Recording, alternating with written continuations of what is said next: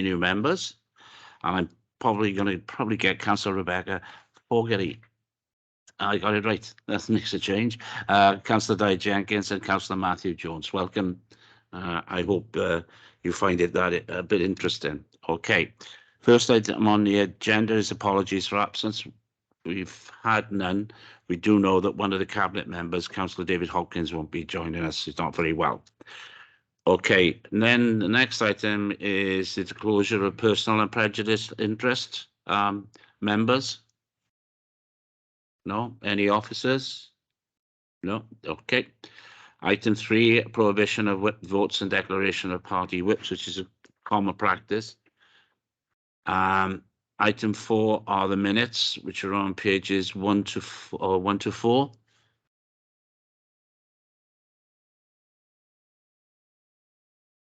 Okay. Before I go on to public questions, one of the things that we have been asked to do is to tell people on online who's here, who's in this particular meeting face to face.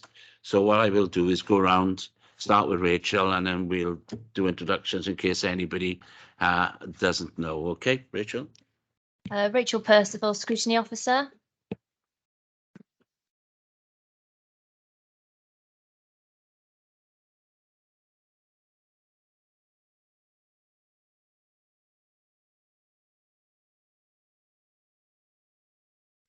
Right.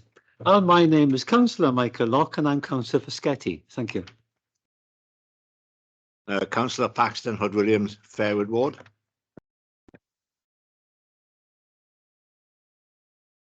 I'll go next. Councillor Jeff Jones. I can't see who's there, who's not. Jeff, we'll come on to you in a minute, please. My apologies, my apologies. Sorry, I was out of the room. I've just come back in.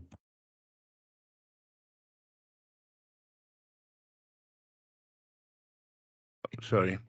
Councillor Di Jenkins, and I'm from Gowan Ward. Councillor Rebecca Fogarty, West Cross Ward.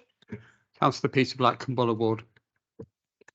I'm Councillor Chris Holly from Cumbulla Ward and chair of this particular panel. We'll go around the people online. As Jeff was the first one off, Councillor Jeff Jones. There we are, kind. Yeah, Councillor Jeff Jones, Killy and Dunvant now. Matthew Jones, Councillor for Llansamlet.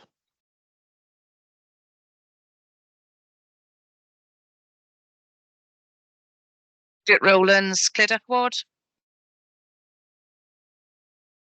I'll go next. Councillor Cyril Anderson, Cabinet Member for Communities. Introduce themselves when they bring up the individual issues that we are to discuss. Okay, the next item on the agenda is public questions, and we have none. And then item 6 is a mid-term budget statement. Mr. Ben Smith, the Director of Finance, and the Section 151 officer. Ben, I appreciate that this will be the second time in a matter of 5 days that this will be discussed. So what I'm going to suggest is if there's anything more relevant that you've learned in the last 5 days, which could be of import. And the other thing is that it is quite difficult with a verbal statement to actually ask questions afterwards to scrutinise it. So I think in the future we may need to have some form of notes from yourself or from the department so that we can scrutinise it. Okay. Thank you, Chair. Yes, and I echo those sentiments, and I reiterate the apology I gave in council that yet again it's the third year on the trot that it's a verbal report. I don't disagree, Chair, but equally the practical reality of the theatre of the absurd of timing makes things very, very difficult.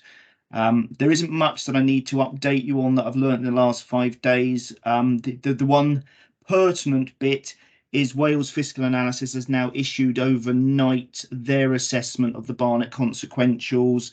There's nothing too surprising in that. It still indicates that they also think there's £600 million extra cash, not real terms, cash sloshing around in the system, which is pretty much what I guessed last week in terms of my update, and it's also what the Institute for Fiscal Studies said.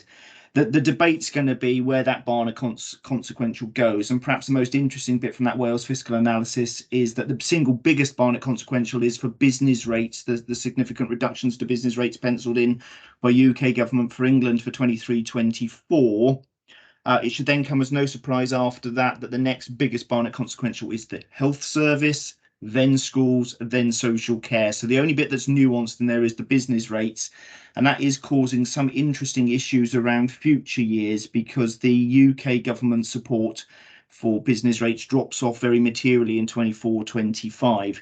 Of course, it's entirely for the Welsh Government as it's a devolved matter to decide what priority to give to business rates relief.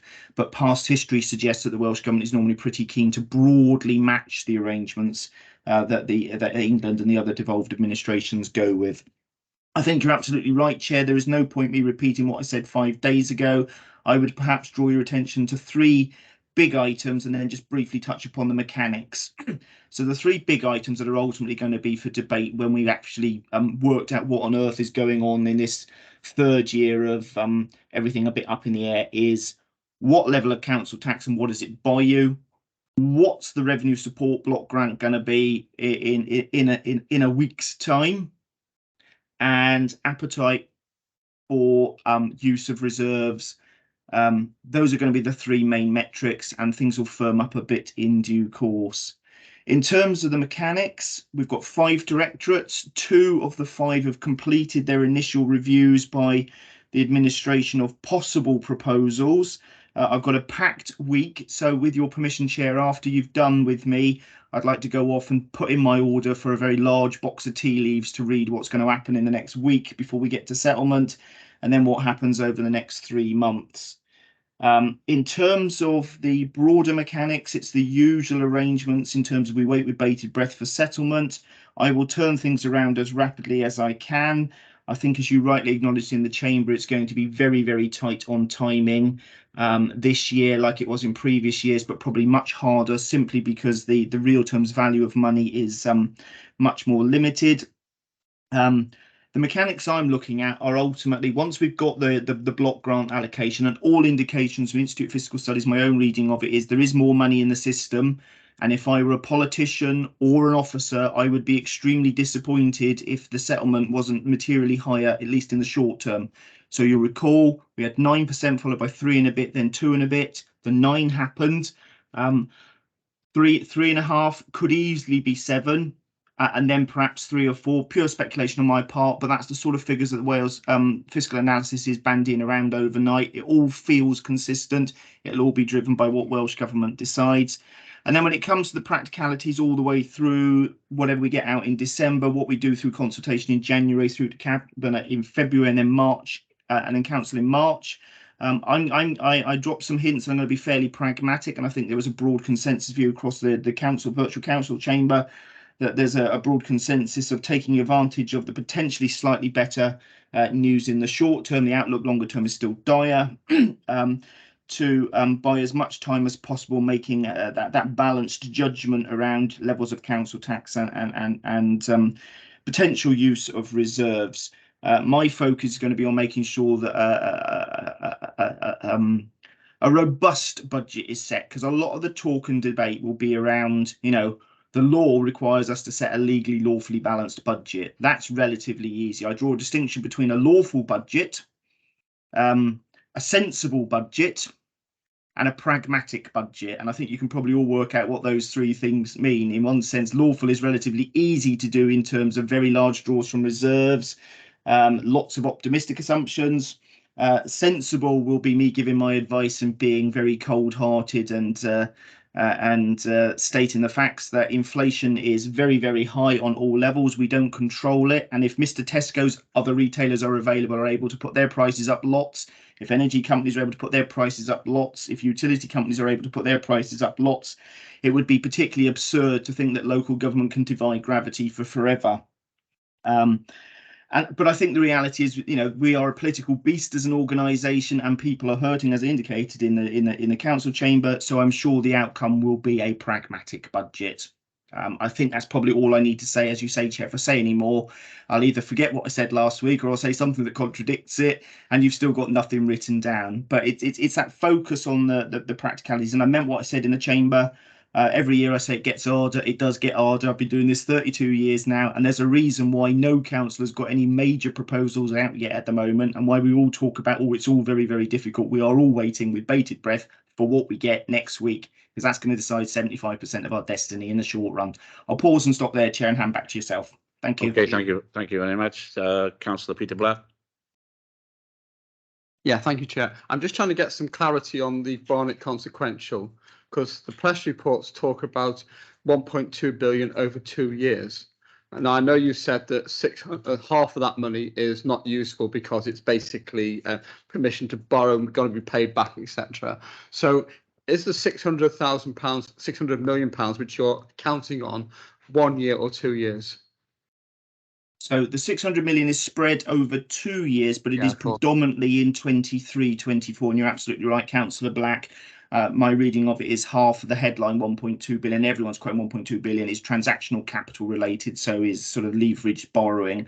But there's different ways of viewing it. There's a tiny bit of uplift in the current year and such like, but at the moment it looks like almost all of it falls in 23-24 with a bit of spillover into 24-25. The reason that it is confusing is because of the NNDR. It's a devolved matter to Welsh Government, and so it masks the position slightly because there's more cash in the following year, because at the moment the UK government has made an assumption that business rates will be much higher in 24-25 because some of the reliefs in England will drop out in 23-24. But of course they're making an assumption over decisions that Welsh ministers are yet to make on what broadly equivalent or otherwise scheme they offer to Welsh businesses in terms of business rates relief.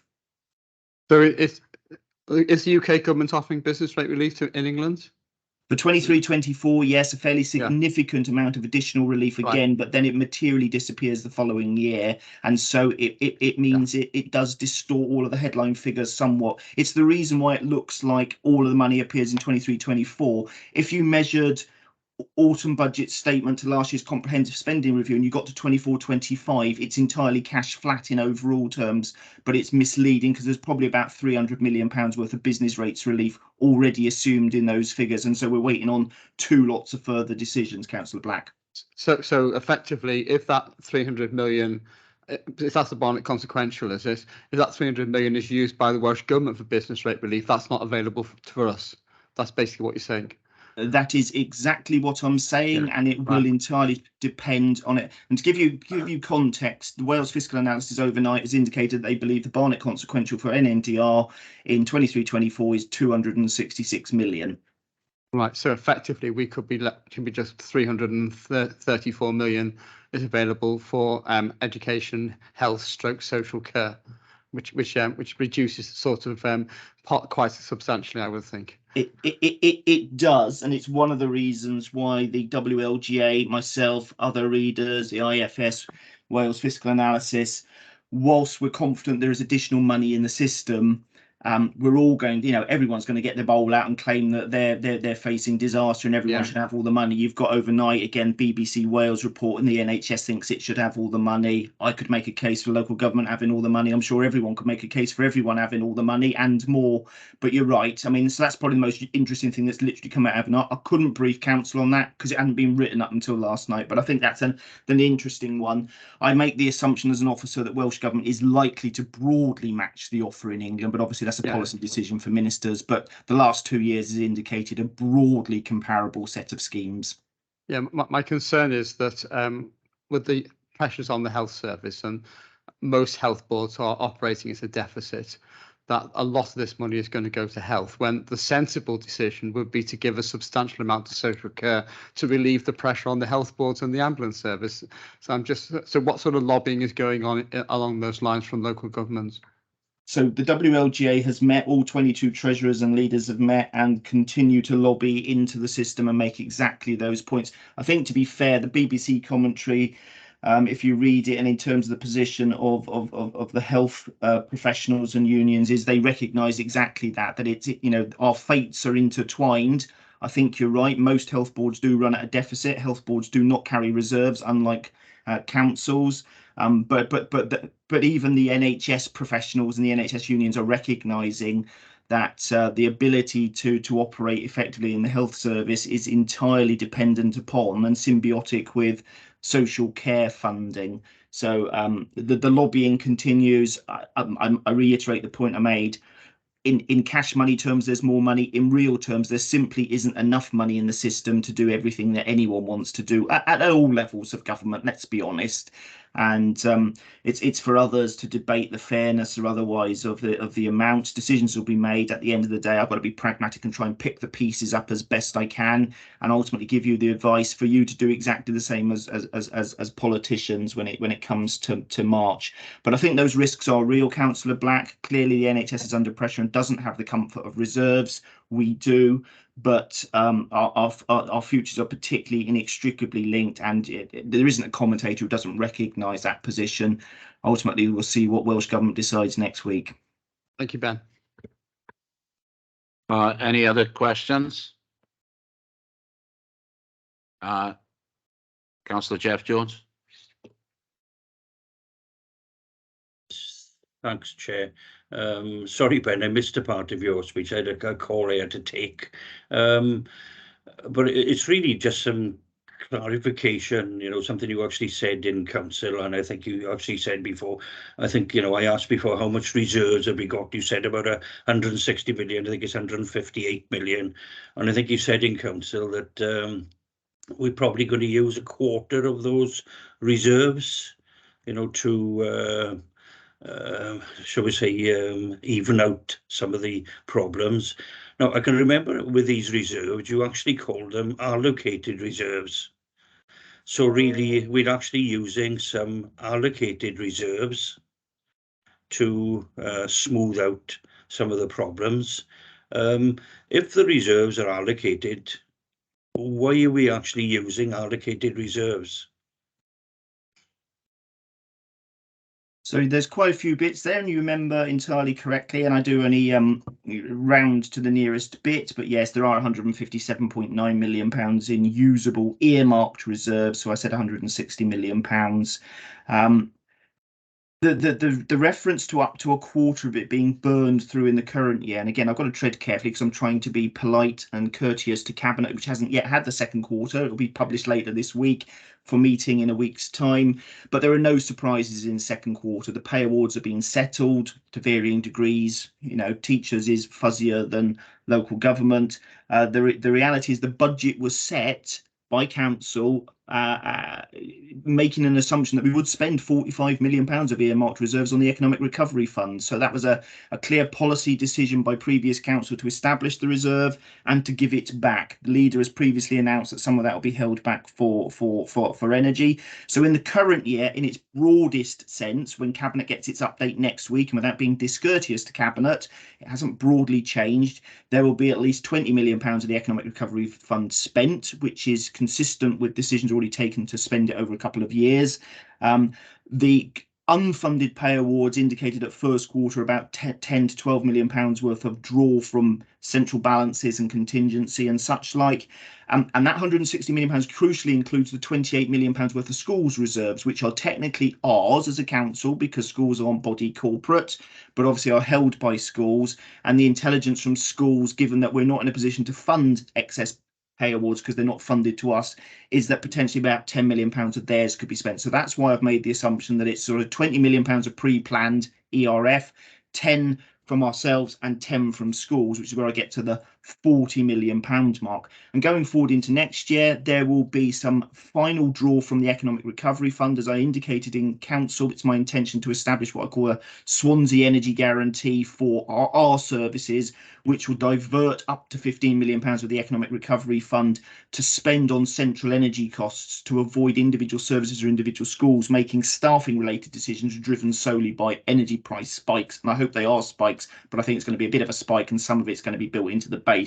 So that will indicate that we're going to be immediately talking about some automatically planned draws from reserves in 23-24 before we've started. Reserves are there for purposes, for various reasons. Yes, some of them are earmarked for a very specific purpose. Some of them are held for central purposes. So the contingency fund is held for anything that happens. General reserves for anything that happens, break in case of emergency. The ERF I've already touched upon, and you'll be well aware from questions we've had over the past that there is money flowing in and out of the capital equalisation reserve at all times because of obligations under the city deal, but also some of the short-term savings we're making. But you rightly remind council that there are longer term consequences and costs of that. So it is an inevitability before I even start at a technical level, whilst it's council's decision, it must be the case that there will be planned draws from earmarked reserves next year, just on a technical level, before any policy decision is taken by council. Once it's informed of the revenue support grant, once it's decided its appetite for council tax rises, because it is a very visible bill. It's a very small, the increase would be very small compared to many other bills that people are facing, but because it's very visible, it hits the doormat. It's one of the least popular things to put up. So I think there's an inevitability of some of those bits. And I go back to what I meant in terms of when I said I draw the distinction at a technical level between lawfully balanced budget just means that you've got more reserves than any deficit you set. It's very easy to set a lawfully balanced budget. Doesn't mean it's sensible.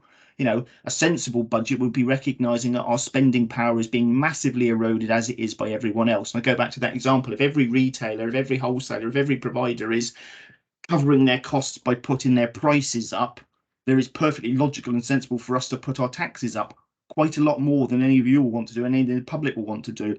Yeah. And then you end up in that in between ground, which is that, well, this is what we should do, this is what we've got, and the pragmatic balance of reasonable use of reserves plus potentially some further use of reserves, because I got that sense from all political parties when we were talking about it in the council chamber last week, and getting that balance right. The real risk for you as a scrutiny panel when you come to hold the cabinet and council to a whole is to account is this is a dangerous game of double or quits. Let's be honest. Mm-hmm.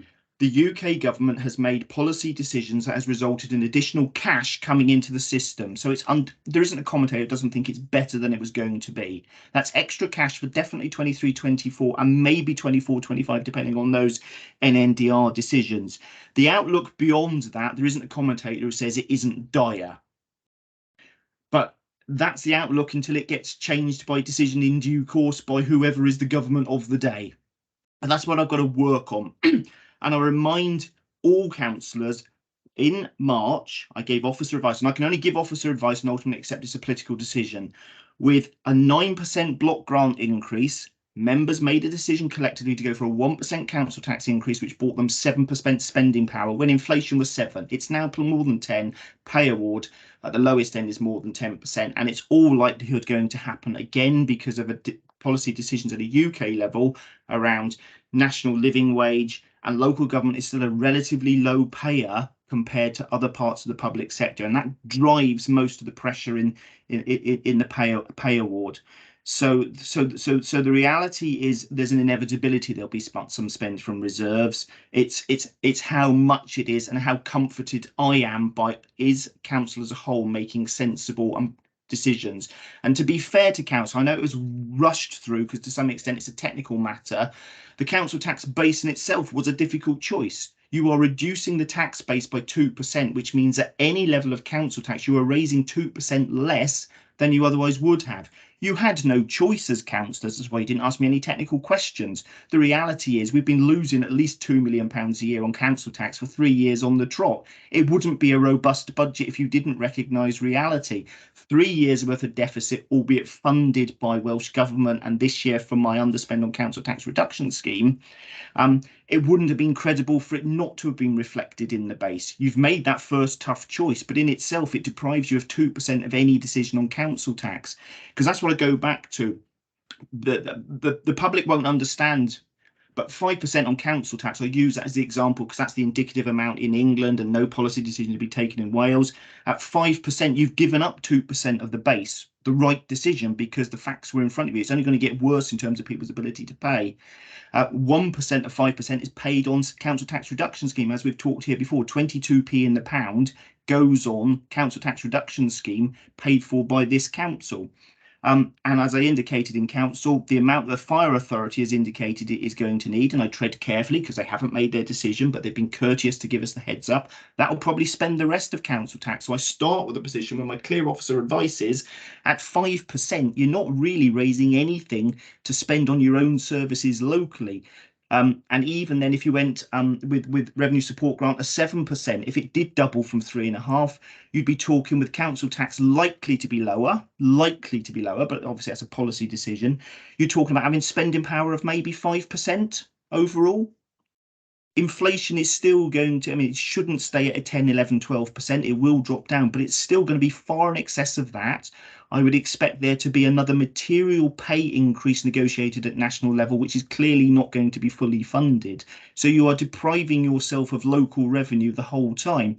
And if you play double or quits, which is what every council is going to do in terms of, well, we've got some more money for 23, 24 and potentially a bit for 24, 25, it then gets really, really tough for everyone thereafter. So all I can do is keep giving the officer advice and recognise, as politicians, you will have to take pragmatic decisions and choices. So it's really, really difficult for me, other than to allow a process to be gone through technically, but it's not sustainable. There is no one that believes on the current trajectory the public finances are sustainable. And whilst pain has been deferred, and it's much better than feared for the next couple of years, subject to decisions taken locally and at Welsh Government level, the outlook remains very, very difficult. As again, I reminded council when I reminded them the previous 2 years that the pain was to come. Taxes were going to rise collectively at local and national level, and the real terms money in the system was inevitably going to shrink. So I know that's a very long answer, but I think it's important that I put that on the record, because I think Councillor Jones has rightly raised matters that are important. And I always say, I don't envy you being the ultimate decision takers. I only have to make the decision if you lot frankly won't. And the reality is, I pay tribute to councillors of all parties and new and old. They are at least prepared to listen to my wild ramblings. As long as they're on the record, I accept at the end of the day, you make choices, and it has to have a political lens on it. I will stop there because, apologies, Chair, I probably talked longer than I should have on that. I don't think I said anything offensive or revealed anything that I don't know. I don't think you've missed anything at all, apart from the fact that there's a war in Ukraine. You've mentioned everything else, to be perfectly honest with you. Jeff, I don't think you need any more answers than that. But no, sorry. Councillor Black.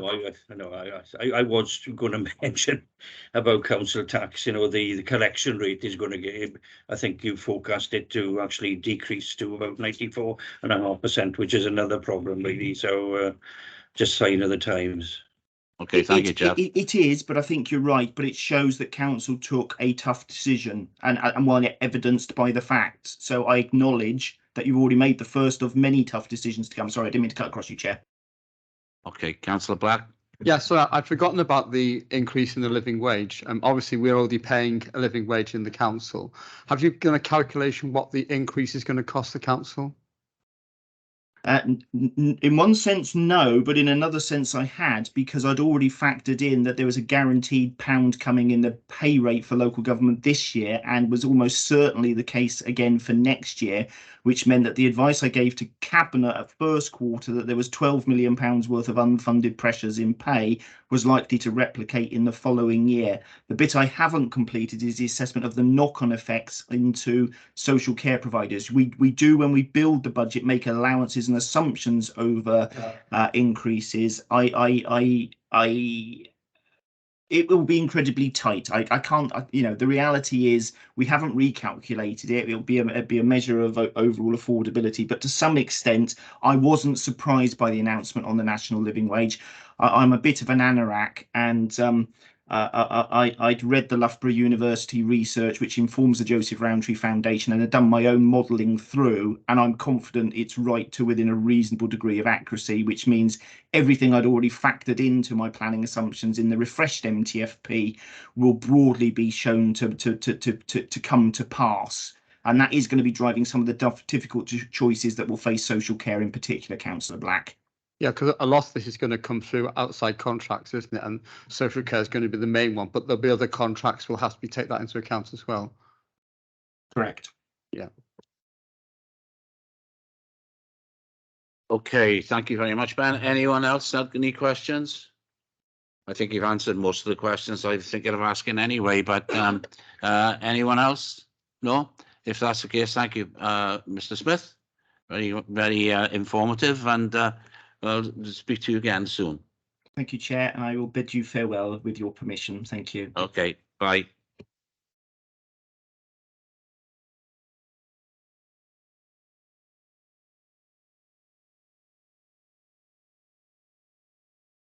Sorry. Item 7 on the agenda is the performance monitoring report for the first quarter. Richard? Thank you, Chair. I should probably start off pointing the panel to paragraph 2.1, which is on page 6 of the report. And that sets out the broader context for this particular report and describes how we were continuing to recover during Q1 from the effects of the pandemic, which builds on the achievements since April 2020 dealing with the pandemic, which is set out in paragraph 2.2. Just a couple of other things before I take the panel through the data.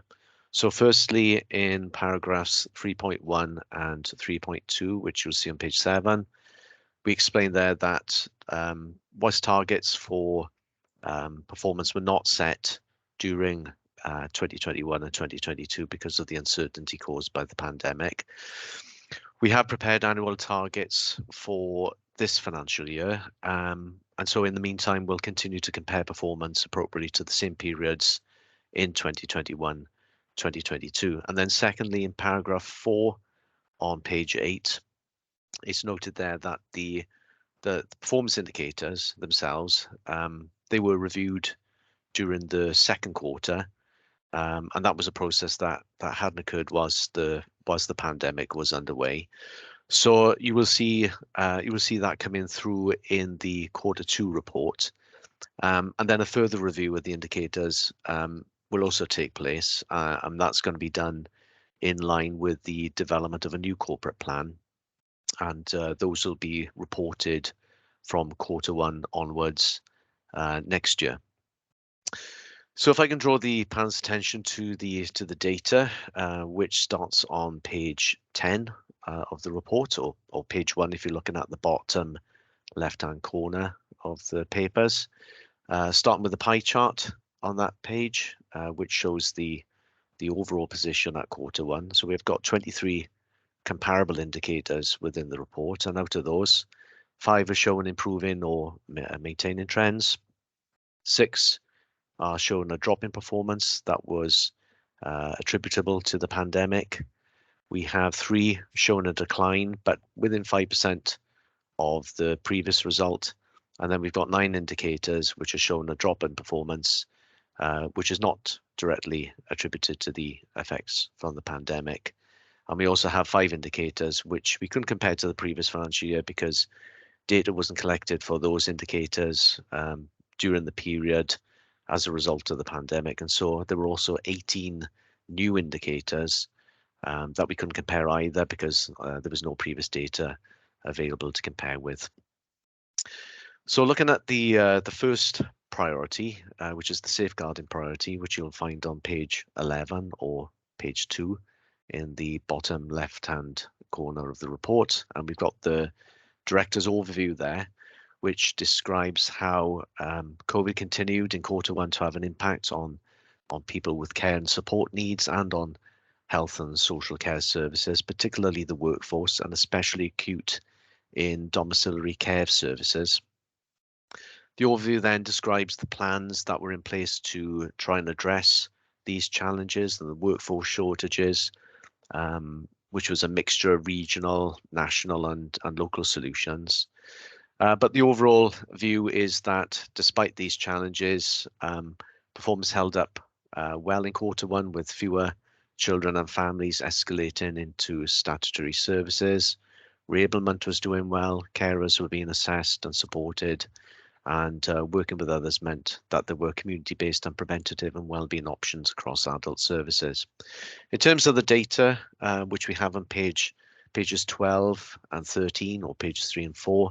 We only have 3 comparable indicators in this report because there was a large number of new indicators introduced by the Welsh Government as part of a national social services performance framework. That's been remedied for the Q2 report following the review of indicators that I mentioned earlier. So you'll see that coming through in the second quarter. But for the 3 comparable indicators that were available, each one showed improvements in performance with fewer overdue visits to children on the Child Protection Register, a reduction in the numbers of children and young people supported by Child and Family Services, and also a reduction in the numbers of looked after children.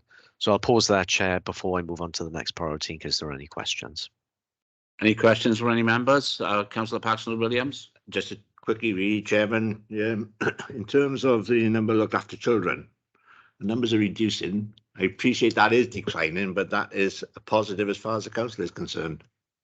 So I'm a little bit confused as to whether it's declining or not in that sense. I think if you look at the graph, it says low is good. And so declining would actually indicate that it's good. Am I right, Richard? Yep, that's correct. Yes, there was a drop in the number looked after children, which is good because the policy is to try and reduce the number of children in statutory services.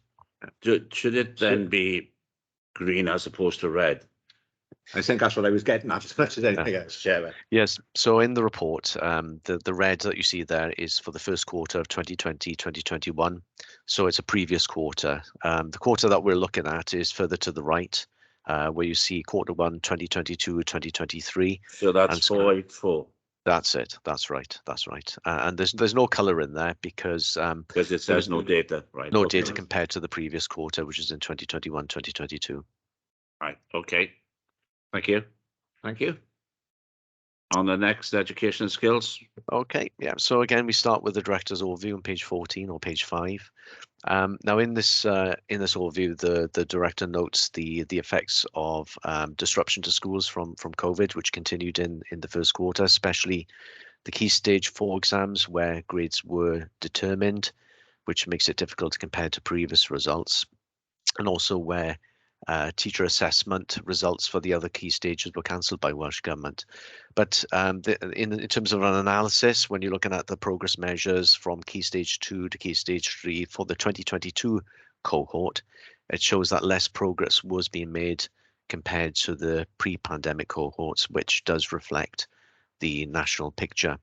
And likewise, in terms of pupil attendance, that's also been affected, with most schools 5% below normal rates, although the attendance data was not collected by Welsh Government during this period, and it will not be collected in 2022 either. There is progress being made on Swansea's ALN strategic priorities, and the council is working on strategies to reduce the increased number of exclusions, which has resulted from the pandemic, the impact of the pandemic on pupil behaviour, and more broadly work on mental health and well-being of children and staff in schools will be a key priority going forward, as will other needs such as additional learning needs, among others. Just looking at the data that we have in the report, which is on page 16 or page 7, that shows that there was a drop in the number of apprenticeship and trainee starts in the council during the period, but recruitment was ongoing, and so we should see that coming through in the Q2 figures. There was a fall in the statements of special education needs that were being issued on time, but that was largely because the statements are being replaced, and the drop in figures reflected that handover period to the new arrangements. As I mentioned earlier, there was a fall in pupil attendance when measured against the last available data. And there was also a drop in the training and employment weeks created through Beyond Bricks and Mortar for the unemployed and the economically inactive, which reflected the prevailing market conditions in the construction sector during this time. And I'll pause again there, Chair. Councillor Peterborough. Yeah, thank you, Chair. My understanding is the statements aren't being replaced, but they're being supplemented by a new regime for those who don't quite reach the criteria for a statement. And in this sense, that new regime looks at it's a qualitative one as opposed to quantitative. And my concern with this measure, and I know it's a statutory one and we've got to go with it, is that we're measuring the time to issue a statement, which is fine because that's quite important, but we're not measuring how effective that statement is, and particularly where that statement is being delivered as set out, because I know, for example, speech and language is a big issue because of shortages of speech and language specialists, therapists, salts, and so, you know, in a sense, this indicator is quite important, but it doesn't really give a full picture, and I'm not quite sure how we're going to manage the qualitative thing of the new regime in terms of that being delivered. I mean, we can obviously go by assessments, but the resources available are huge, needed are huge, and they're not necessarily going to be available. I think, Richard, there's a report to Education Scutiny, which is about ALN, and the problem with it, and the funding of it, and how it affects it, because some schools are different to the effect on various schools and budget. So I think what we would ask is the chair of the Education Scrutiny panel to give us an indication of what the quantitative, the quality of it is going to be. But I think it's going to take at least a year, if not 18 months, to come back on that because of the implementation of it. Yes, Chair, and just to agree with what Councillor Black was saying there, really, that this is a measure of timeliness, but it doesn't measure the quality of the service that's been provided, and we basically wait to see if Welsh Government come up with a replacement for these statutory indicators, or at least some supplementary indicators or some other measures of quality which we can use to measure that. Okay, thank you very much. Anybody else? No? If that's the case, can we carry on, Richard, please? Okay, so moving on to the priority around the economy and the infrastructure, which is on page 19 or page 10, and we have quite a comprehensive description there from the lead there in terms of what was done during Q1 to support economic recovery, improve housing, meeting the decarbonisation and targets, and encouraging tourism. If we look at the data, which starts on page 23 or 14, that data shows that in terms of social benefit clauses within council contracts, none of them started on site during Q1, so that hasn't been recorded, but we'll see that data coming through on the second quarter. When it comes to major planning applications that were made during the first quarter that had an economic imperative or were improved, there was a drop in the turnaround time for land charge searches, but that delay was the result of some of that work being transferred to the land registry, and the overall result is still well within the 10-day target. And there was a fall in the percentage of planning applications that were determined 8 weeks, but that was still within 5% of the previous result, and it was largely due to applicants amending their proposals, which does then increase the time it takes to determine any applications. And I'll pause there again, Chair. Are there any questions? I think the thing is, which I think there are, the narrative is quite extensive, which does give us a background to quite a lot of these. But the one thing it doesn't say, and if you go to, which one is it? I think it's EC5 on page 15, page 15. It's about the 7 schemes that are presently on site and progressing to deliver 2,692 square meters of commercial floor space. Doesn't seem to be, that doesn't reflect in the graph, does it? No, it's a different way of measuring it. That's the overall picture. I guess that's why that's included within the narrative. The actual measures within the report then are a bit narrower in terms of what they're actually measuring around schemes.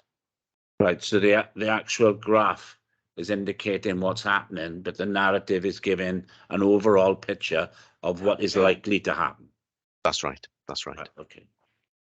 I think that's all. Anyone else? No, if that's the case, can we then move on?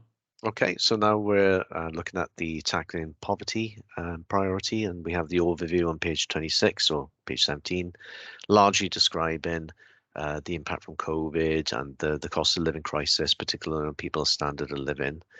If we look at the data, which starts on page 28 or page 19, we can see that there are increased processing times for the council tax and housing benefits, which is largely the result actually of staff and the worker staff being diverted to cover some additional work that's come from Welsh Government in terms of processing COVID and other Welsh Government grants. There was a reduced amount of welfare benefits that was secured by the Welfare Rights Unit, but that was in 5% of the previous year, and that was largely due to a reduction in benefit income for some key groups. There was a fall in the number of people gaining employment through employability support, largely due to the support programme ending and a replacement with different target groups of support being put in place. And also there was actually an increase in the number of qualifications gained by adults with council support. And that was attributed to their confidence increasing in terms of returning to face-to-face classes as the pandemic eased. And I'll pause again there, Chair.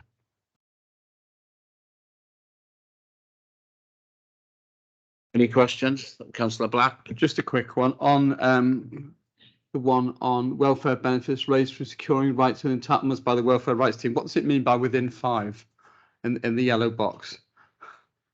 Sorry, sure. which page you're looking on? Sorry, I don't know. I haven't got page numbers on this thing. It's on page 21. It is. It's the yeah, POV 05. Yeah. POV 5. Yeah. I can't see anything about 5%. It's in the yellow box. It says within 5 inside the yellow box. I think that means the target has been within 5% of what the programme was. Are you looking at POV? Hang on a sec. POV 05. All right, yes, I got it. Yeah, sorry. Bear with me for a second.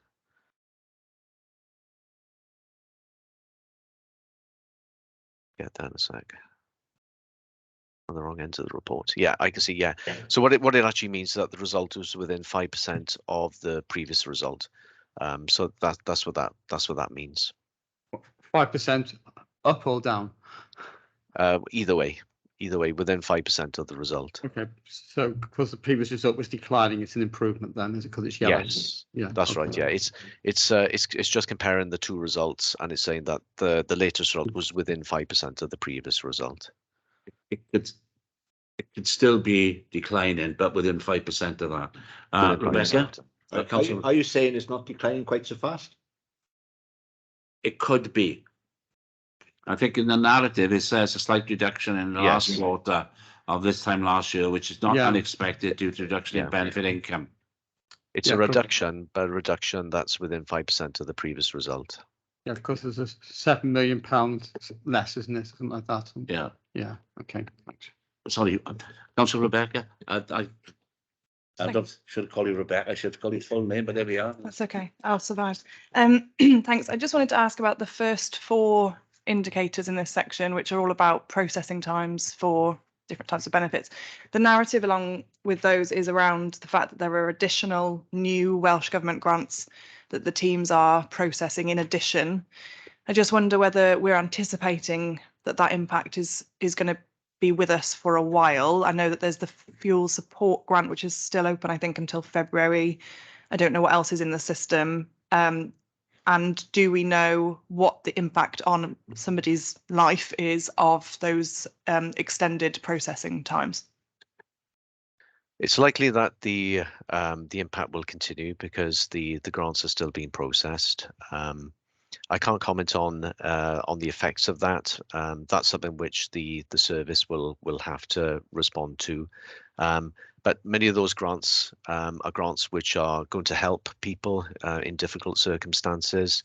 And previous discussions with the housing benefits section and department suggests that the core work is not being too adversely affected in terms of them, doing that additional work. But the reports here obviously indicate are sort of communicating that there is an impact. But I would suggest that the housing benefits section is probably best placed to reply in terms of what the overall impact of that is. Okay, thanks. I think that's helpful because I think sometimes when you've got it on numbers alone, it's difficult to judge. Is that a massive increase in processing time, or is that something that seems reasonable within the context of the service? So to hear that you've already had reassurance from housing benefit in particular that they're not too worried, I think that's really reassuring. Thank you. Yeah, and you can see the impact to a degree, because if you look back at the previous quarters, so if we look at the indicator at the top of the page on page 19, you can see there that the processing times for Q1 in 2020-2021 was 24.69 days, and so that's obviously increased. You can see it's now 32.19. So there is an increase over time. And if you look at the graph on the left-hand side, you can see that that increase in time over the extended time period. So you can see that it is increasing. But in terms of what that actually means in terms of people, then you're probably better off speaking and getting that response direct from the Housing Benefit Department. Okay. Okay, thank you, Richard. Okay, so we're on the penultimate priority now, which is transformation of future council on page 32 or page 23, and we have the overview there, which describes the overall progress that's been made, including the establishment of the CJC, in terms of progressing the Human Rights City, and also rolling out the provisions of the new Local Government and Elections Act as well. If we look at the data, which starts on page 33 or page 24, we can see that there is a continuing increase in terms of staff sickness, which is largely attributed to, again, the impact from COVID-19. We do have a drop in the number of online payments that were made through the council's website as well, being attributed to changes to banking security measures and also the council's policy to waive fees and charges during the COVID recovery period, and also a drop in the number of forms that have been completed online, largely as a result of fewer reports of waste-related issues, including missed bins, and fewer online requests for green bin bags as well. And I'll pause there again. Any questions or comments? Yeah, Councillor Black? just on that, on the online thing, I mean, it is a bit concerning because given the problems people are having getting through to the council on the phone, and we're trying to encourage people to interact with the council online, it does, I mean, I know there are reasons given here why online engagement with the council is declining, but you would have thought that it would actually be going up, given particularly the instance, of the last couple of years, they haven't been able to come to the offices, they haven't been able to get through on the phone, they still can't in many instances. You would have thought that we'd have more online engagements than which actually shown up in these indicators. Richard, you can make a comment if you like, but I think it would be better to ask the department about that, to be honest. Yeah, I got no comment on that, Chair. I think it's central services. Well, there's a lot of departments involved, isn't there? This is there is, but I think it's the chief executive needs to answer that more than anything. This is a corporate issue, isn't it? Yeah. I think it's a question that we will write to the leader about the chief executive and ask him to comment on it. Okay. All right, then let's move on to just the last section now, Chair. Yeah. It's around nature recovery and climate change. There's only one indicator in this section, that's around recycling. It's the data's from Q4, and it is showing an improvement. I understand you've got a report that follows on that anyway after this one. Thank you, Chair. Any comments? Okay, sorry, Rebecca. Councillor Rebecca. Thanks. Are there plans to have other indicators in this section after the review? Because for a subject, climate change and nature recovery, to have one indicator seems a bit sparse. Thanks. Yes, there are indicators that will come forward under this particular priority. Yeah. Okay. Who else? Oh, sorry, Councillor Matthew Jones. Yeah, thanks, Chair. Can I just, sorry, I did put my hand up late for the last bit with regards to what Councillor Black was commenting on about getting through to the council, and we did touch upon there that obviously staff sickness had gone up through the pandemic, so that potentially, I suppose, could be partly as a result of people having difficulty getting through as well. Maybe if staff within that area of work, less staff, more calls, or so I think it would be interesting to know that specific area as well. Maybe how many staff we have had off answering calls or dealing with requests as well.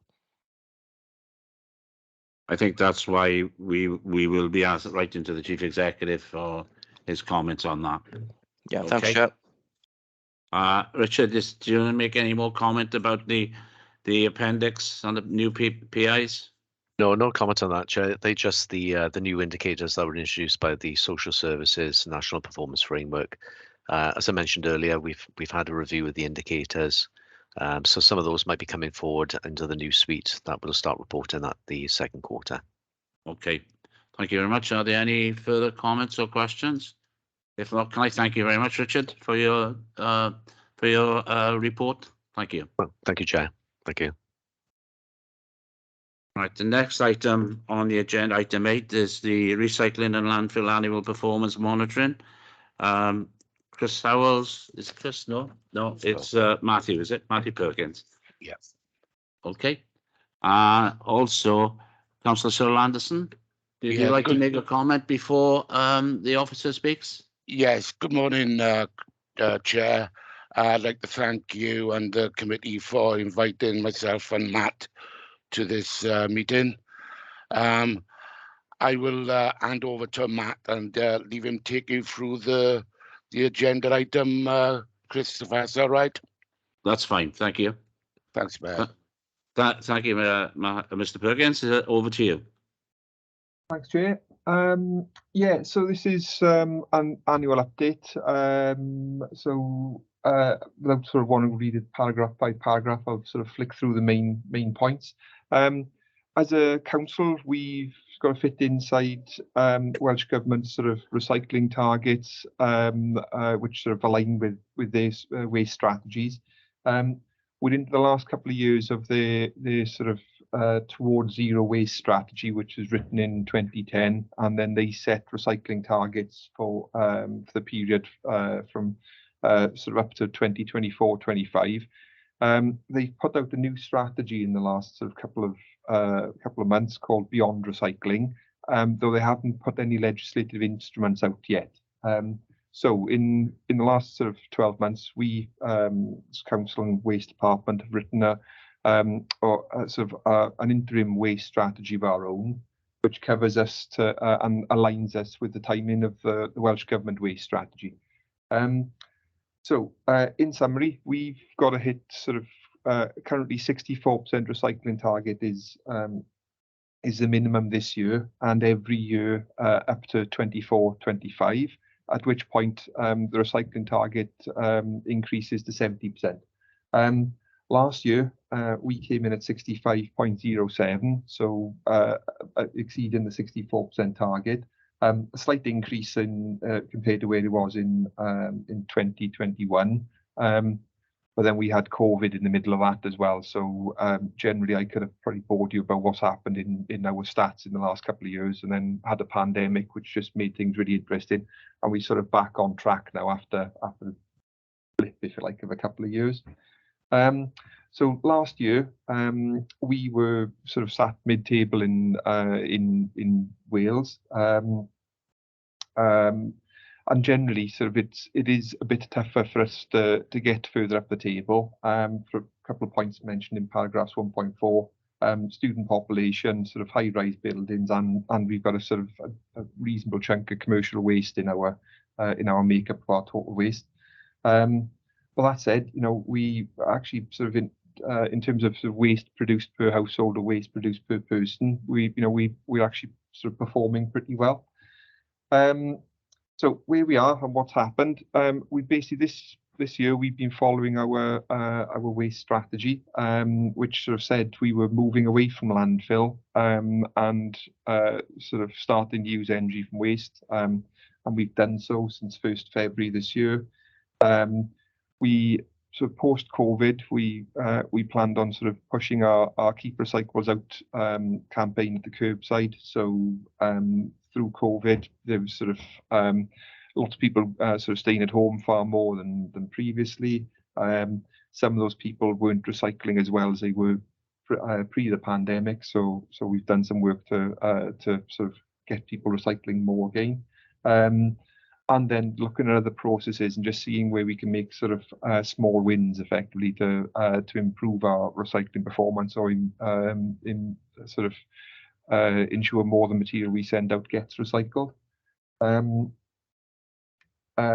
Scrolling down sort of almost paragraph sort of 2.3, 2.4. I think just sort of bear in mind that sort of we are running sort of commercial waste operations, and at the moment there are quite a few bits of legislation sort of due to be changed. So the point I sort of updated this report, we were waiting for Welsh Government to sort of enforce mandatory recycling for all non-domestic premises. That's actually sort of happened in the last 3 weeks. They've actually sort of put out the final consultation and a date when that's going to be implemented. Doesn't fit into this year's report, but will form part of next year's report. And then moving down to sort of paragraph 3, there are a few other bits of legislation which are sort of in the pipeline, but we don't really know the impact on what's going to happen for the council yet. So deposit return schemes, so good old days of sort of Corona bottles going back to back to shop street corners, or milk bottles going back to milkman. There's going to be a big push on sort of almost like polluter pays, and then working out some way of getting those materials back to the people who manufactured it in the first place. Being pushed nationally in the UK on the basis Wales recycle really well in the first place. It's Welsh Government are sort of still sort of slightly undecided about how some of those things are going to be implemented. Are all our residents going to be expected to take a milk bottle back to the supermarket, or actually is there some way they can recover their deposit by putting the milk carton into a pink bag at our curbside? Sort of to be decided, but it's going to probably more news in the next 2 years really. Similar with extended producer responsibility, sort of things you can't reverse spend, sort of cardboard boxes and bits and pieces. The idea is how we get funded as a council will change. So ideas on the table at the moment are possibly reduce sort of reduction in council tax, or reduction in money that comes directly to a council, but we recover that money otherwise by getting paid by the producers of the waste to give that waste back to them after we collect it. Not quite sure what it's going to mean in Wales yet. Is the summary. So other notes, I think I skipped over sort of probably one of the bits Richard mentioned just now about sort of our paragraph 2.2. Our implementing our strategy over the last couple of months has meant we've jumped from sort of 65% recycling up to above 70% recycling. The switch from landfill to energy from waste was always going to give us about sort of 5 or 6% additional recycling. So this year we've had sort of Q1 and Q2. We've recycled over 70%, which probably means we're actually sort of full year we're going to be at 70% or close to. Generally, the first 2 quarters are higher than the Q3 and Q4. Mainly just sort of seasonal garden waste. We collect more recycling in growing season, unsurprisingly, and collect less recycling over winter. So full year average looks like we're going to be on for about 70%, and pretty near to the top of the table of 22 councils in Wales. That's probably sort of it as a broad update, sort of pretty much online with strategy, and sort of strategy looks like it's going to deliver sort of sort of hit all Welsh Government statutory recycling targets. Okay, thank you very much, Marty. Councillor Peter Black. Yeah, thank you, Chair. Who's the energy with waste contract with? Oh, sorry. Yeah, sorry, like trying to get the phrase right here. We've got two. We split it and awarded our contract in lots. So we've got about 40,000 tonnes of non-recyclable waste. 10,000 tonnes of it goes to Derwin Aggregates, who are based over in Neath Abbey, or so Derwin Recycling rather, who are based over in Neath Abbey. They do some front-end sort, so basically try and pull out any sort of the small amount of glass bottles or other bits and pieces of which is still in our black bags.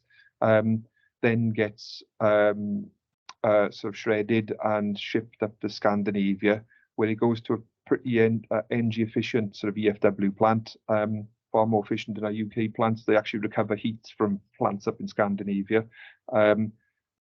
So quarter of our waste sort of goes to Derwin up to Scandinavia.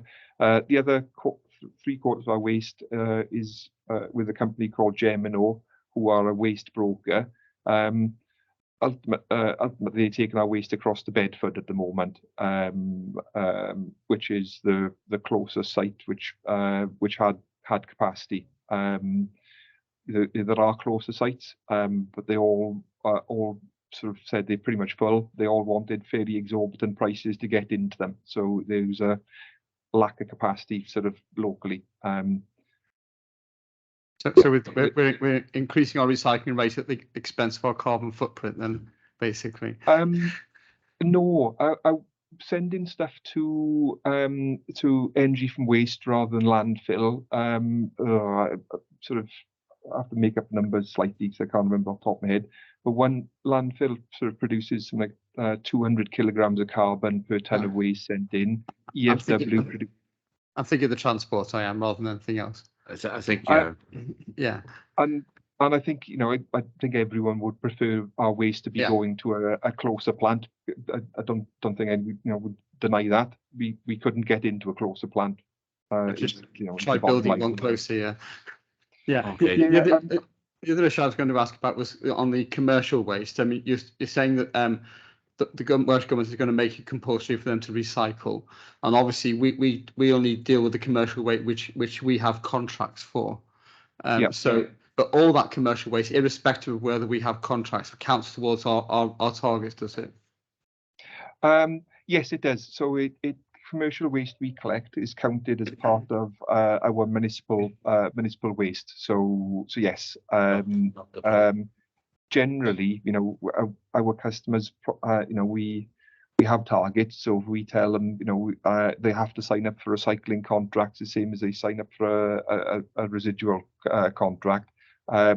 So we do our best to try and encourage or promote recycling for the people who use us. It's not to say people have to use us, which is where Welsh Government law comes in. Actually, all non-business premises will have to recycle from current proposal is 1st of October 2023. But if they've got a contract with another company, not the council, does the waste which that company takes to landfill, for example, count against our targets? No, it's only waste we collect. So if they're using a third party company, it's not council waste, if you like. Okay, thanks. Councillor Paxton Williams. Thank you, Chairman. Just a quickie, really. I suppose we've been talking for about 20 years in terms of whether we could put any sort of energy from waste plants into Swansea. Have we now given up on that altogether? Yes, for a sort of couple of reasons, really. Welsh Government has sort of put a moratorium on building new plants in Wales. Sort of they did, I participated sort of quite extensively in trying to get a regional contract, much like we did for the regional food contract, and much like other councils have done for getting energy from waste plants elsewhere in Wales. We'd spent sort of months, years trying to work with sort of other councils and encouraging Welsh Government to say, regionally, there's a couple 100,000 tons of waste here, which needs somewhere to go. Welsh Government didn't really support us in that towards the latter end of that particular sort of project. Put a more, after sort of after telling us they wouldn't support us, they then put a moratorium out sort of fairly quickly.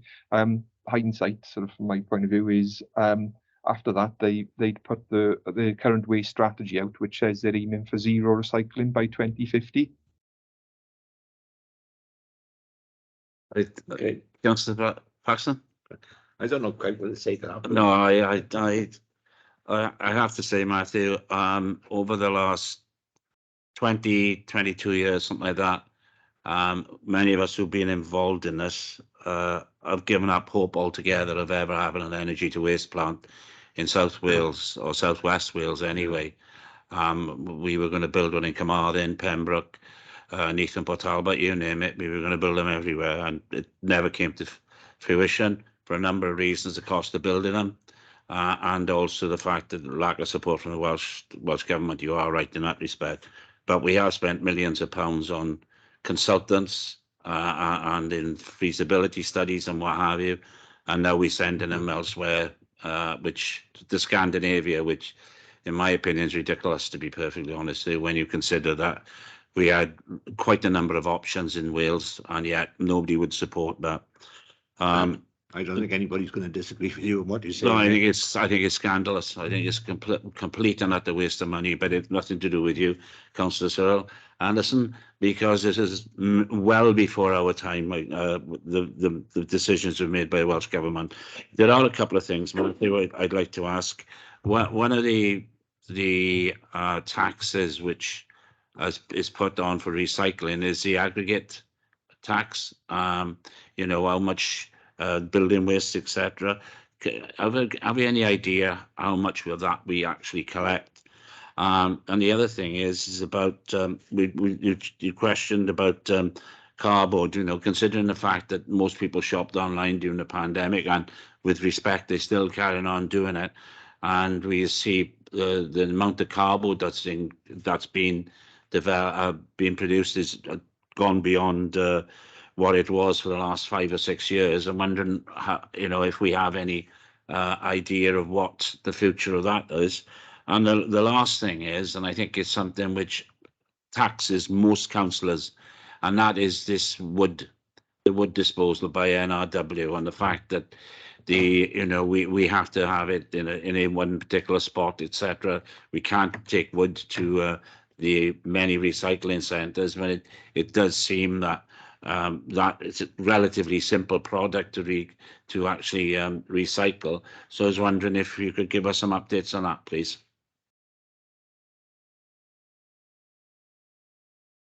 I think Matt is having a problem, Chair. He froze. So I've managed to rejoin, but on my phone, I'm sorry. It's I missed some of that. The internet just sort of dropped out in the office. So I caught the wood question. I'm very sorry. I didn't catch all the rest of them. So wood, if I answer backwards, and probably have to repeat them. We only collect accepted at one site. So a couple of reasons for that, which sort of which haven't changed really. Welsh Government and UK Government have sort of gone via their regulators to give advice on what could and can and can't be accepted as household wood. Ultimately, sort of ends up we need to sort of separate wood into hazardous and non-hazardous materials. We didn't have site space at the other sort of 4 sort of sites to be able to put 2 wood bins in each site. So last couple of years we've only been accepting it at Llansamlet. It's sort of that's still the case. It's a bit of a trade-off, really. So some of the benefits we get of not accepting wood, say at Klein anymore, or at any of the other sites, is I'd previously get sort of complaints a couple of times a month about we'd taken a carpet skip out or some other skip out of a site to service a bin. And a resident had to wait an hour before or travel to a different site to be able to get rid of that material. Now all those sites we've got sort of space for sort of standby skips or spare bins. So we do have complaints about wood, but they're almost a trade-off versus complaints about sort of people who'd previously been delayed or diverted from being able to get rid of any other material at the site when the bin was away being emptied. Not ideal, but effectively we have sort of fitted in with regulated requirements on how to separate material, if you like. I understand that, but it's still annoying for and a complaint that many of us councillors have about the fact that even household wood, like you've got to take it to Llansamlet or that's one of the reasons I think fly tipping has increased. I think the other questions I were asking, one about cardboard and the other one about the aggregate tax that is now in place for builders, and how do we recycle our aggregate? Yes. So if I do cardboard first, interesting stuff. So through COVID, or prior to COVID, we were picking up about 10,000 tonnes of combined paper and card from the curbside. And very roughly, the split was about 1,000 tonnes cardboard, sort of 9,000 tonnes sort of newspaper or sort of off white paper, etc. Having had it analysed sort of through COVID and post-COVID, it went up to probably about 20% or 2,000 tonnes of cardboard and 8,000 tonnes of paper. So we're still collecting about 10,000 tonnes of paper and card from the curbside every year. But you're right, there is a higher proportion of cardboard. Impact on us is probably where, so part of the reason I mentioned things like extended producer responsibility earlier on. In my mind, the whole idea of extended producer responsibility is to try and reduce the amount of packaging material there. Actually don't produce packaging you don't need. Downsize packaging says only sort of the right sort of just about big enough for the item you're shipping, etc. So ultimately, at the moment, sort of our percentage of cardboard in our paper has increased. Prices of cardboard go up and down. It's a sort of global commodity, so literally depends on sort of how full UK or world mills are and how much people are buying. So the last couple of months, cardboard has sort of gone through massive highs and actually not massive lows, but sort of drops back down to almost average, if you like. How much cardboard are we going to have in 2026 or 2020 or beyond, sort of extended producer responsibility coming in is going to be sort of quite I don't have a crystal ball, I guess. You'd like to think the legislation sort of means it's going to reduce, but I don't know. I wouldn't bet my mortgage on it, I guess. And then sort of last question about aggregate. We've always charged builders for commercial waste. So and generally, sort of we've been trying to encourage sort of people to recycle as much as possible. So there's been points where to try and hit recycling targets. We've charged sort of relatively high prices for black bags on the basis that and low prices for recyclates on the base just to try and motivate them to recycle more than they throw away. Ultimately come to the point where sort of we probably shouldn't be subsidising them getting rid of stuff. So basically we have sort of just doing cost recovery on our materials. Still trying to promote it, and pretty much every recyclate is cheaper than black bags. But but ultimately, we should be subsidising them going off and running their business, I guess. So we charge them whatever our cost of taking it in at the baling plant, and then the gate fee of taking it to the third party who takes it back off us. I think what I was asking more to do is the commercial operations about demolition, where the aggregates are then broken up on site and resold. And I was wondering what if we do the same thing with our aggregates that you pick up at the Llansamlet, and are we going to engage in the future about that? The only other thing. Sorry, go on. I say sorry, I misunderstood the question. So we have ultimately we sort of send it to local sort of firms who recycle it. They sort of put it through sort of crushers or screens and produce graded aggregate or sand or sort of soils, depending on sort of where it gets washed out on sorting screens. So we don't have enough of it to be able to reuse it on site, if you like. We can't produce a product from it. There's protocols in place for turning waste materials back into a product.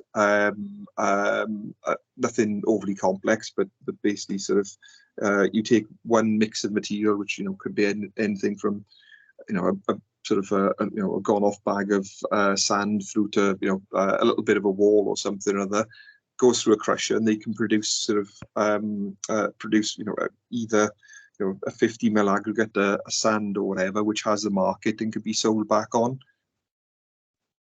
We don't get enough aggregate in to do that operation ourselves.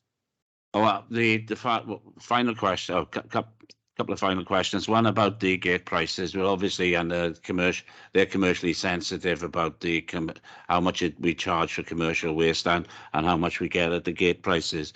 But at some stage, I would think that we would like to see how we compare to, say, private commercial waste disposers, how we compare also with the gate prices that go into, well, Pulford Walking is closed now, but other sites. And finally, on chapter, on paragraph 2.2 on page 51, it's interesting to see that the manipulation of the figures has taken us over 70%. When will the validation figures be done on that? It's a rolling program, so we have to submit data quarterly. So our full year validated figures will probably happen. End of March's figures we have to submit by end of April, and then NRW have about sort of 3 or 4 months where they validate them. So it'll probably take us through to sort of July time to be sort of signed off. But in terms of each quarter is almost like a rolling 3 months from submission date. So our quarter one figures have been validated. I can't remember what they were off the top of my head, but they were probably I think 71.5%, somewhere around there. The validation process doesn't massively change things, but we might go up or down by 0.1% or something, if you like. So, so which is why I'm sort of fairly confident, thinking we'll be at 72.1 or 72.3. We're pretty close to the 70% in quarter two, which should historically mean we're pretty close to 70% by year end, if you like. Okay, well, thank you very much. Anybody else need comments or questions? Councillor Michael Locke. Yes, the question I've got is about plastic. Is the plastic waste trend going down, or is it going up, or is it static? Fairly static. We picked up about sort of anything between 3,200 and 3,500 tons of bottles, pots, tubs, trays a year for the last sort of probably 4 years or so. We've had. I haven't particularly looked at plastic as an individual material. So sort of apologies for being slightly vague.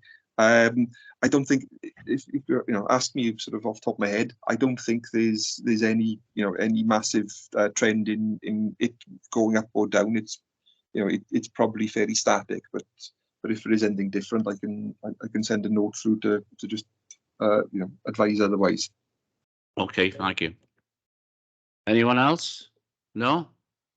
Well, Matthew, can I thank you very much for coming along, you and Councillor Cyril Anderson, for your report, and thanks once again.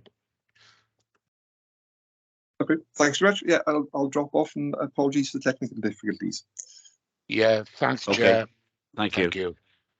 Next item on the agenda, item 9, is the Audit Wales report, making equality impact assessments more than just a tick box exercise.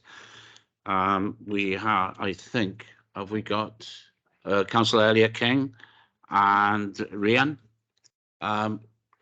Councillor King, would you like to say a few words before Rhian goes through the report? Yeah, thank you, Chair.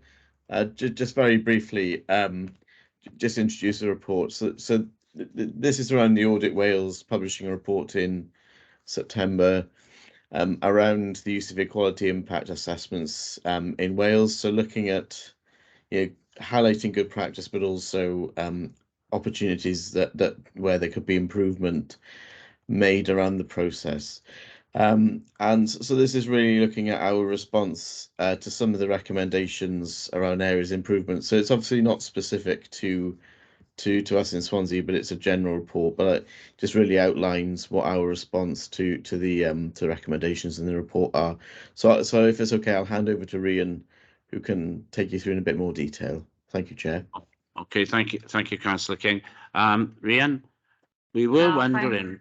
Thank you, Chair. Yeah, as Councillor King just sort of indicated, this is a report just sort of taking you through the recommendations of the Audit Wales report around equality impact assessments. Equality impact assessments have been around for quite some time now. They came in place when the new Equality Act came in 2010, and as a council, we've been doing them since around 2012.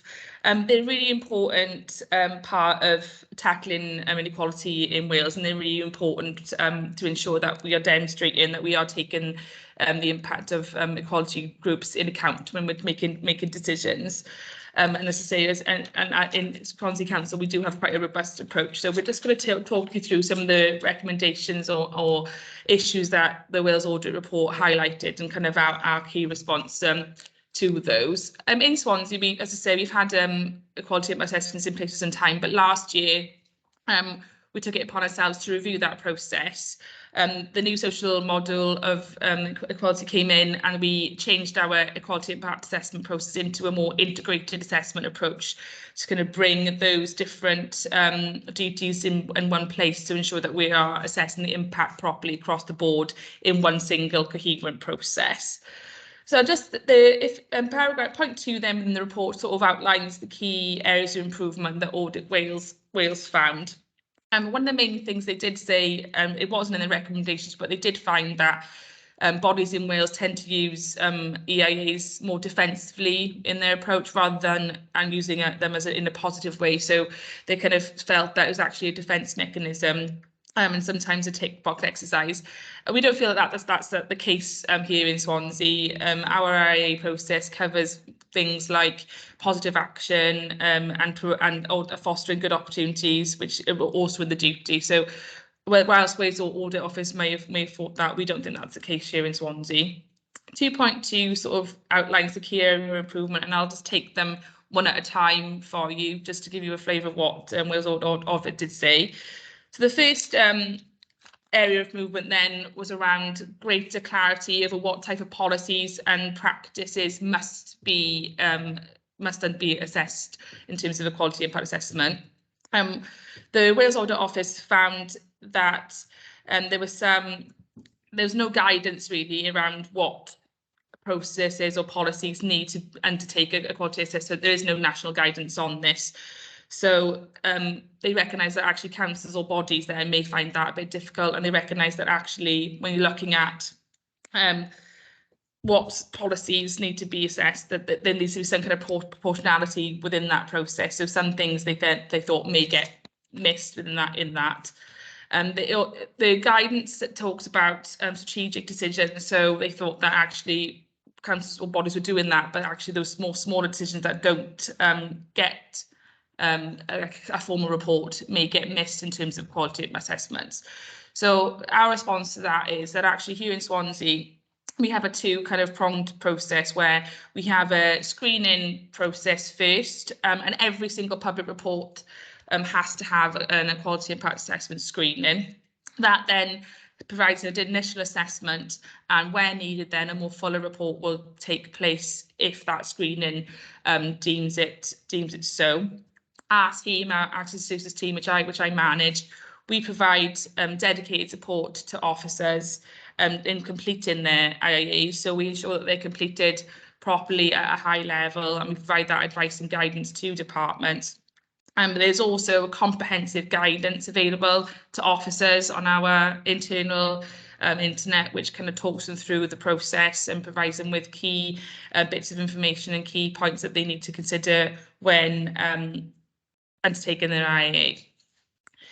So we've also conducted a number of information sessions with our CMT and senior leadership to just ensure and highlight the importance of IIAs in our decision-making process, and to ensure that people are very aware that they need to undertake them when making decisions that affect the public. So area 2 then was around greater clarity around assessing the impact of collaborative policies and practices. So the audit officer found that there was scope to clarify how public bodies should do an EIA in the environment of increasing collaboration. Can I interrupt you for a minute? Pardon, sorry, Chair. I think if we do a highlight the report, not go through each individual area. I know many of the members have read it, and I think it would be better for them to have a chance to ask questions. No if that's problem. okay with you. Yeah, absolutely. So as I say, the areas there I have kind of outlined the main findings and our key response. There are 7 areas, and our response is clearly outlined. And the conclusions of the report that actually as a council, we do have a robust IIA process. There are some areas that the Wales Audit Office report did pick up in terms of areas of improvement, and we recognise that those are areas that we could improve on, but there are similar issues that are happening across other authorities, and there are things to do with resources and also kind of internal mechanisms that we don't have in place currently that could help us improve the current process. So that's it from me. And any questions? Okay, thank you, Rhian. Can I, Councillor Peter Black first? Yeah, thank you, Chair. I've got a couple of questions. First of all, on page 62, which is area 5, area 6, Audit Office is talking about monitoring the impact of policies and decisions, and quite rightly you say that it's built into the form that you have that monitoring process. How formal is that process? I mean, I don't recall, for example, if you bring a report to Cabinet or to a committee and say this is a policy change we want to bring about, here's the IIA attached to that, would you then come back at some stage in the future with actually reporting on the outcome of the IIA? Or is it just that you rely on the officer just carrying forward what they've already ticked on the IIA? I mean, this is the issue about whether it's a tick box exercise or whether there's actually genuine monitoring of how it goes on. Yeah, no, thank you for that, Councillor. Yeah, no, it's very much reliant on the individual officers. So the individual officers are responsible for that IIA and own that IIA and own any of the actions and the monitoring that they've put in place for that IIA. So it's very much reliant on them. We're a very small team internally in terms of access services. There's only 2 of us looking at IIA, so there isn't the resource there to enable us to allow that to be monitored centrally. So again, I think we kind of when we looked at that finding, we thought we agree with that, and there would need to be some more resource put in place, and maybe kind of a more digital form to enable that monitoring to happen. Yeah, I think I'm not suggesting your team does this. I think the emphasis should be on the officer producing the report to actually come back and say, OK, I've filled the IIA, and a year later, this is how the impact of this policy on the various protected characteristics, so that we can actually see for ourselves whether the IA is correct, or whether there have been unforeseen consequences. And this isn't just us. I mean, the Welsh governments are equally as bad as this. When I was an Assembly member, you know, they produce these things saying this budget deals with protected characteristics, but they never actually justify the decision. And this is the issue, I think, about what Welsh Audit Office is raising about it being a tick box exercise. That, you know, often you just tick the boxes and that's it. And this brings on to my second point. So I'm just having a look at the IIA for this report. And question 6: will this initially have an impact, however minor, on any other council service? And we've put no. Now this is about IIAs for all council services. So why is not yes? And this particular report is for information and not for action. So obviously from this audit, we will be responding to the Wales audit. We've identified some areas for improvement from the Wales audit report. And obviously then for us, we'll take this to our internal strategic equality future generations board for them to come up with some kind of action points as a result. And obviously we can then bring that any actions then will result in any implications under an IAA. But isn't that an impact? I mean, it's my point. You know, you're going to take this forward to your board and review that, but that's an impact, isn't it? It is an impact, but not at this stage. Maybe you should actually have you say if yes, provide details, but maybe you should actually say if no, provide details below as well, so people can understand that. I'm just making the point. I'm not having a go. Yeah, just feel that the report itself does come across like that. Yeah, sorry. Fair point. Thank you. Yeah, councillors who have the dubious pleasure of being on committees with me know that I'm a bit of an anorak for the IIAs, so I've got a few questions and some comments. I knew we had one. So I'll take them in the order that they kind of occurred to me as I was reading the report. In terms of the area for improvement around clarity over what requires an IIA, I absolutely think that that's paramount. I think Swansea Council takes a very admirable position in providing at least a screening assessment for all public-facing reports. But as that discussion perhaps indicated, sometimes that means that you get an IIA for something that was just written for information and there's no action going forward. And actually, what does the screening process really achieve? I would say, though, as a comment, that it's really important not to go too far the other way.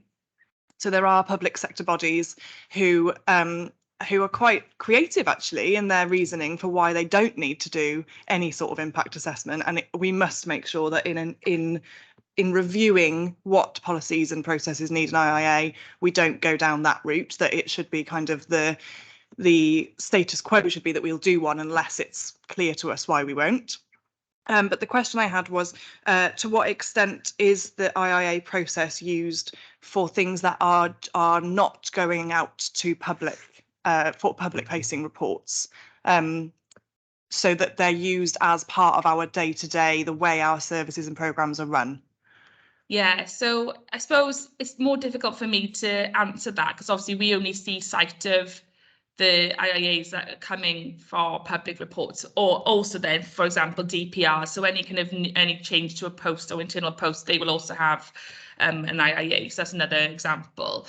It's very more difficult then for us to capture those that don't happen in that kind of sphere. However, the guidance is quite clear that if you're making a change, no matter how small, and if it does have an impact on people, that you should undertake an IIA, but we wouldn't necessarily see all of those that come through. Is there any way of us finding out?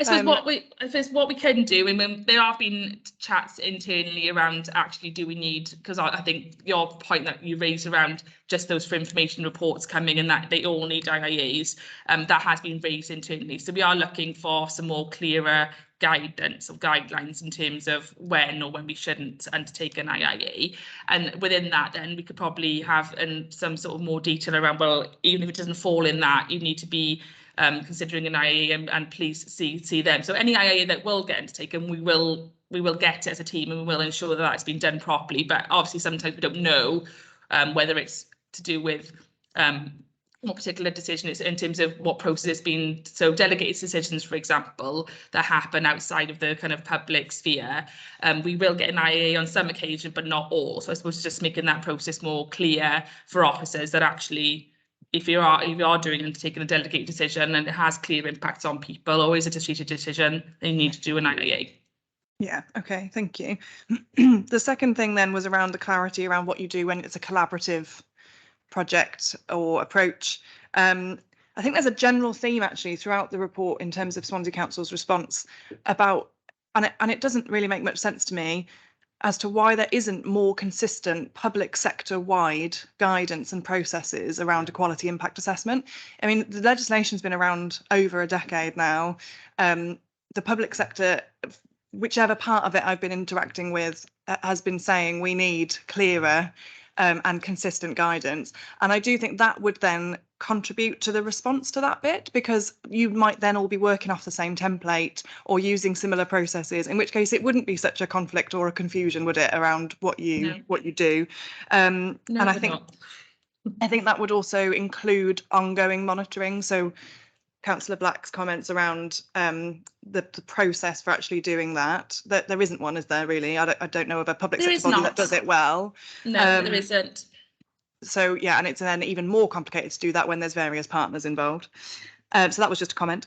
Then just a very brief thing on the socioeconomic duty, which it does only apply to strategic decisions, I think is the jargon. That's correct. And I'm just, wondering really, like, how well do council staff understand what a strategic decision is in the context of socioeconomic duty?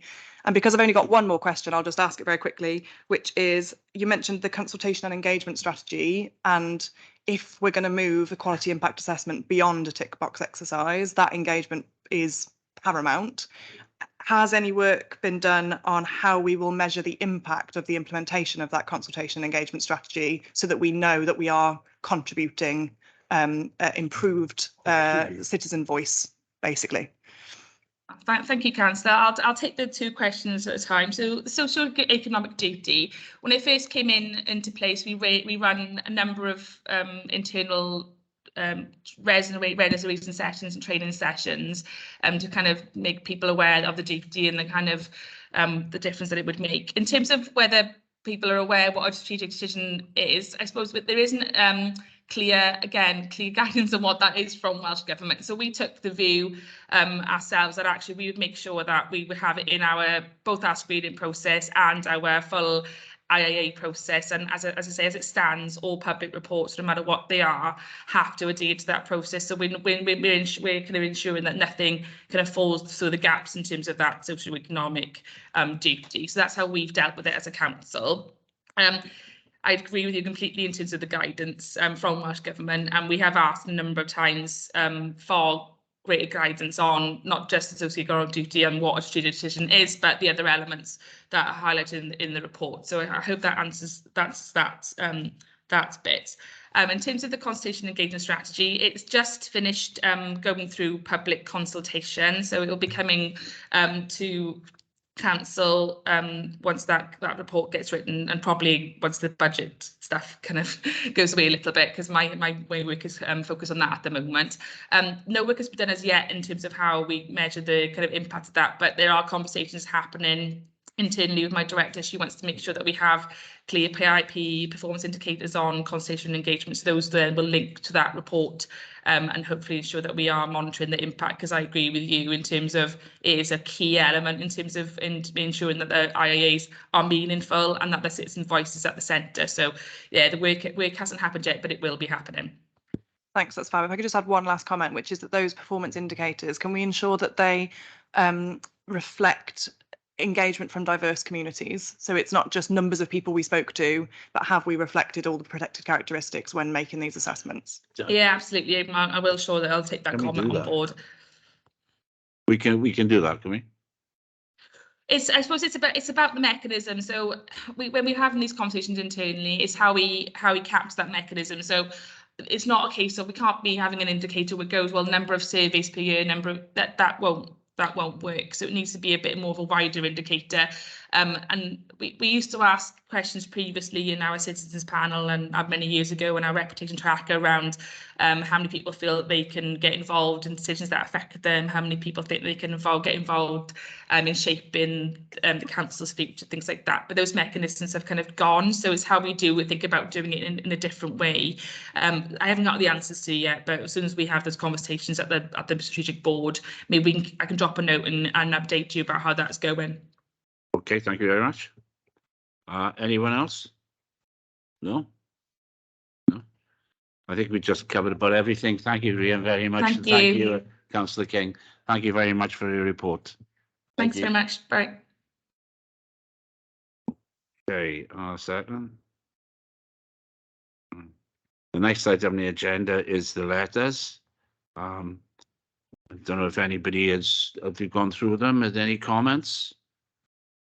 Okay. And then item 11 is the work plan. And as you can see, there will be additions to the work plan. One of them will be the Welsh language report, which will probably now be January, if possible. February, as you see, is the budget and the pre-decision scrutiny on the budget. And then the annual performances of both complaints and planning in March. All right. April, well, it's just the same, actually. All right, well-being. If there's nothing else, can I thank you all for coming? And if I don't see you before, have a Merry Christmas and a Happy New Year.